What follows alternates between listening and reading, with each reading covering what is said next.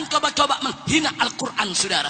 Dikatakan dalam akidah Ahlus Sunnah wal Jamaah, man istahza'a bil Quran faqad irtadda. Barang siapa yang memperolok-olok Al-Quran, maka dia sudah murtad dari agamanya, saudara. Maka itu kenapa dulu kami dari FPI begitu marah begitu ada orang yang dianggap tokoh, saudara, mengatakan Al-Quran sebagai kitab paling porno di dunia, biadab. Walaupun itu bergurau, walaupun itu bercanda, walaupun itu tidak serius, apapun maksud dibalik itu, saudara, itu kalimat menghina Al-Quran, tidak boleh diucapkan oleh seorang muslim. Siapa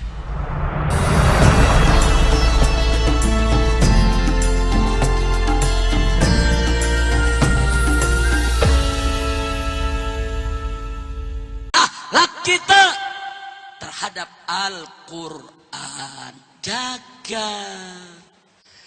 Bagaimana cara menjaga akhlak kita kepada Al-Quran? Baca Al-Quran dengan baik, pelajari, pahami, amalkan isi kandungannya. Kalau baca Al-Quran, saudara, yang betul sesuai dengan perintah Allah, warattilil Qur'ana tartila. Baca itu Al-Quran dengan tartil, baca itu Al-Quran dengan tajwid. Jangan seenaknya baca Al-Quran. Al-Quran itu kalam Allah, firman Allah, begitu mulia, suci dan agung, tidak boleh kita sembarangi, saudara.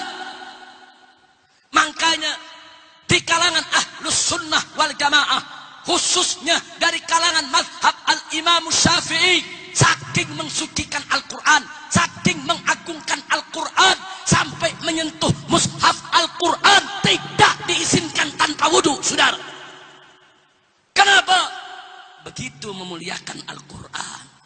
Sampai mereka yang junub, perempuan yang haid, jangankan untuk menyentuh, membaca yang dia hafal saja dari Al-Quran, tidak boleh. Kenapa? Saking mazhab Syafi'i begitu menjunjung tinggi Al-Quran, akhlak dijaga, saudara. Saya tidak ingin bicara masalah khilafiyah. Kalaupun di antara kita ada yang berpendapat tidak ada wudhu, nggak apa-apa pegang mushaf Al-Quran, katakan secara hukum tidak apa-apa. Tapi akhlak kita tidak sempurna, saudara. Kalau mau pegang Al-Quran, ambil wudhu. Ini Al-Quran. Kalau meletakkan mushaf Al-Quran, jangan letakkan di bawah dengkul kita, saudara. Saya lihat sekarang anak-anak muda, saudara, ngaji besilah, Al-Quran ditaruh. Al-Quran ditaruh di lantai, dengkul dia lebih tinggi dari Al-Quran. Akhlakmu di mana? Itu kitab sucimu. Itu di dalamnya ada kalam Allah. Itu firman Allah yang suci, mulia, agung. Hormati dong. Makanya orang-orang tua dulu kita mengajarkan pakai leka atau tumpukan bantal yang bersih, paling tidak lebih tinggi daripada kaki kita, atau pegang dengan tangan kita, baca, bukan diletakkan di bawah telapak kaki kita, saudara. Akhlak simpen di rumah, jauhkan dari jangkauan anak-anak. Jangan sampai anak kita ambil, sobek, lempar, buang, dijadikan mainan, saudara. Simpen di tempat yang layak, simpen di tempat yang bersih, simpen di tempat yang suci. Itu akhlak. Saudara, persoalan yang kita ini persoalan sehari-hari. Kita lihat dengan mata kepala kita sendiri, saudara, bagaimana akhlak sudah mulai dilanggar. Dan termasuk akhlak yang paling penting terhadap Al-Quran, jangan coba-coba ragu sedikit pun terhadap Al-Quran. Dalam akidah Ahlus Sunnah dijelaskan, man syakka bil Quran faqad kafar. Barang siapa yang ragu sedikit saja terhadap Al-Quran, maka dia kafir. Dan jangan coba-coba menghina Al-Quran, saudara. Dikatakan dalam akidah Ahlus Sunnah wal Jamaah, man istahza'a bil Quran faqad irtadda. Barang siapa yang memperolok-olok Al-Quran, maka dia sudah murtad dari agamanya, saudara. Maka itu kenapa dulu kami dari FPI begitu marah begitu ada orang yang dianggap tokoh, saudara, mengatakan Al-Quran sebagai kitab paling porno di dunia, biadab. Walaupun itu bergurau, walaupun itu bercanda, walaupun itu tidak serius, apapun maksud dibalik itu, saudara, itu kalimat menghina Al-Quran, tidak boleh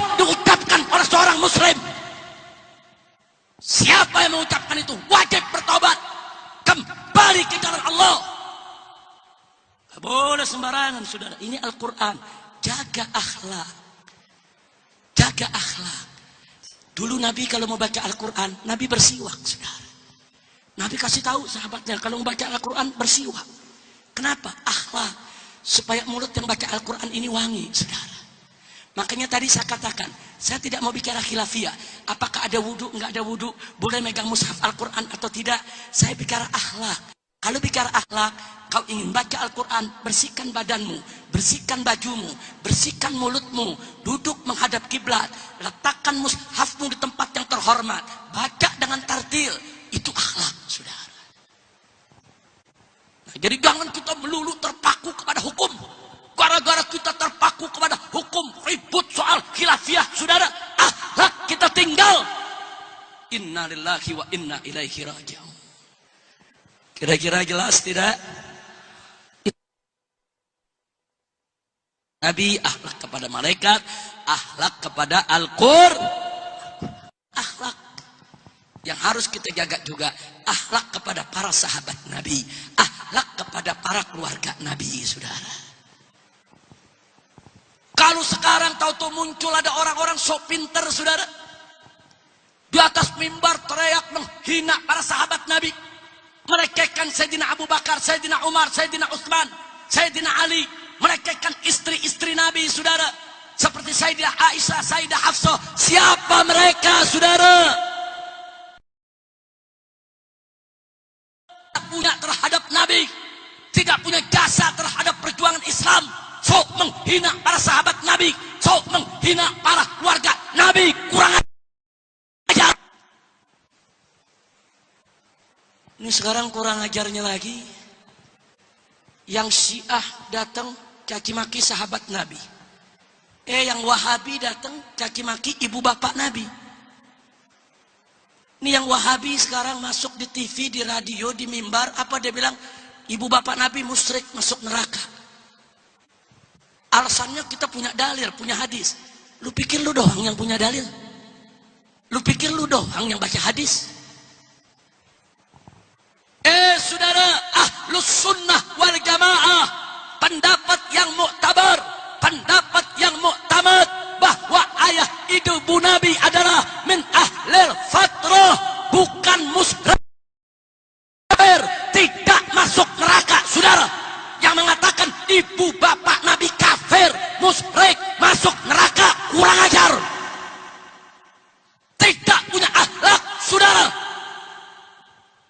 Kalau dia katakan, tapi kami punya dalil, kami punya hadis. Katakanlah hadismu benar, pemahamanmu benar. Katakan benar. Tapi nggak pantas kau bicara di mimbar seperti itu. Mari kita lihat. Siapa yang tidak kenal Abu Jahal, saudara? Musuh Allah, musuh Nabi, Abu Jahal. Suatu ketika istrinya datang kepada Nabi, ya Rasulullah. Maaf, yang datang ini menantunya, saudara, suami daripada Ikrimah putra Abu Jahal. Jadi saudara, Ikrimah ini putra Abu Jahal punya istri. Istrinya datang kepada Nabi, ya Rasulullah, Ikrimah mau masuk Islam, kira-kira kesalahannya dimaafkan tidak? Karena Nabi udah bikin pengumuman, yang namanya Ikrimah walaupun bergelantungan, bergelayutan di kain Ka'bah harus dibunuh, karena sudah kelewatan memusuhi Nabi, saudara. Ikrimah melarikan diri saat menaklukkan Mekah. Istrinya masuk Islam, istrinya menyampaikan, wahai Rasulullah, Ikrimah mau masuk Islam, kira-kira diterima apa enggak? Singkat cerita, Nabi sampaikan kepada sang istri, kau sampaikan kepada Ikrimah, betul dia mau Islam. Si istri senang cari suaminya yang lari, saudara. Yang saya mau ceritakan adalah, tahu apa yang terjadi setelah itu? Nabi kumpulin sahabat. Apa kata Nabi? Para sahabatku, sebentar lagi Ikrimah datang nih, mau masuk Islam, putranya Abu Jahal. Aku minta kepada kalian, jangan ada yang caci maki Abu Jahal. Jangan lagi ada yang cerita Abu Jahal. Caci maki kalian tidak sampai kepada yang mati, tapi menyakiti yang hidup. Masya Allah. Ini Abu Jahal, saudara. Musuhnya Allah yang berhak untuk dicaci maki, untuk diceritakan kekafirannya. Tapi Nabi jaga akhlak. Kalau nanti Ikrimah datang, ini kan anaknya Abu Jahal. Jangan cerita lagi soal bapaknya. Masya Allah. Saya tanya, akhlak tidak? Akhlak tidak? Ikrimah putra Abu Jahal, Nabi hormati. Nabi nggak mau cerita yang bapaknya musuh Allah. Sekarang ada ngaku umat Nabi, saudara, di mimbar teriak-teriak, ibu bapak Nabi kafir, ibu bapak Nabi musyrik, ibu bapak Nabi masuk neraka, kurang ajar. Tidak punya akhlak, saudara. Insya Allah, itu pun saudara, hadis yang mereka keluarkan tidak seperti yang mereka pahami. Jadi kalau ilmu masih sedikit, jangan sok jadi ulama besar. Atau sekurangnya, kalau dia tetap yakin ibu bapak Nabi itu kafir, cukup buat dia. Nggak perlu teriak di atas mimbar. Apalagi di negeri Ahlus Sunnah wal Jamaah. Ini negeri Ahlus Sunnah, bukan negeri Wahabi, saudara. Kita dari kecil, kita dengar dari guru-guru kita, ibu bapak Nabi ahli fatrah. Kita diajarin cinta ibu bapak Nabi. Tahu-tahu ada makhluk baru nih, makhluk Wahabi. Saudara, datang caci maki ibu bapak Nabi, enggak disembelih, Ahlus Sunnah udah bagus, saudara. Betul? Begitu juga Syiahnya, saudara.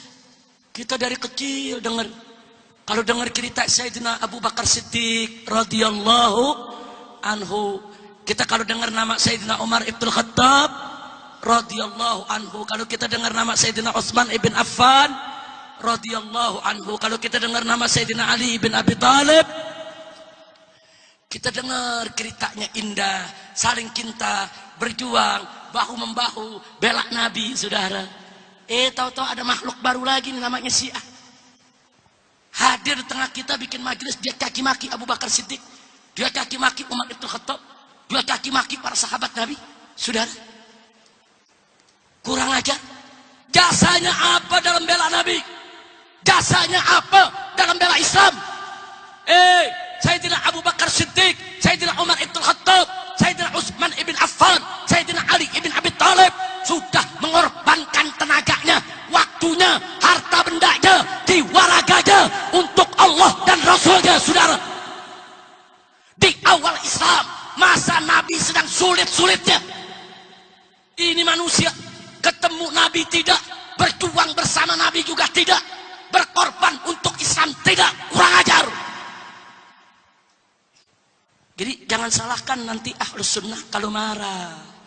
Kalau nanti Sayyidina Abu Bakar, Umar, Utsman dihina, jangan salahkan Ahlus Sunnah kalau mereka nanti disembelih sama Ahlus Sunnah, saudara. Betul? Maka itu saya tanya, kalau gitu jaga orang-orang Syiah tadi benci kepada Abu Bakar, Umar, Utsman, simpen bencimu di hatimu. Ini bukan negeri Syiah, ini bukan Iran, ini Indonesia. Ini negeri Ahlus Sunnah wal Jamaah. Ini negeri para pecinta keluarga Nabi. Ini negeri para pecinta sahabat Nabi. Ini negeri para pecinta Abu Bakar, Umar, Utsman dan Ali radhiyallahu anhum. Kira-kira jelas tidak? Jadi saya tanya sekali lagi, kalau begitu akhlak perlu dijaga tidak? Wajib dijaga tidak? Siap jaga akhlak? Siap tinggikan akhlak? Siap utamakan akhlak? Takbir. Sallu ala nabi.